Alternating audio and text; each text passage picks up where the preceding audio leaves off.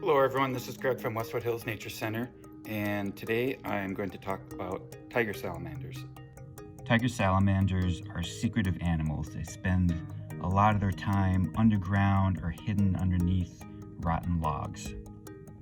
Tiger salamanders are amphibians, so they are related to frogs, and that means that they lay their eggs in the water and baby salamanders grow up in the water.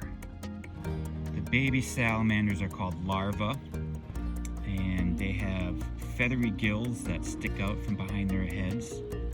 They have legs, but the legs are a lot smaller, and then the tail will also have a fin on the top and bottom, so that's all to help them survive in an aquatic environment.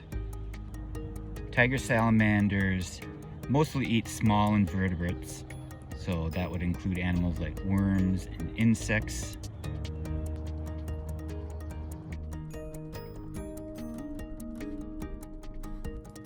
But you rarely see them because, like I said earlier, they're very secretive. Anyone can imitate the sound of a salamander.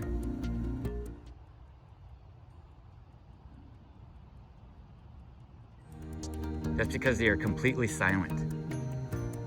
They don't have ears, so they rely mostly on their sense of sight and smell. Tiger salamanders are found throughout Minnesota.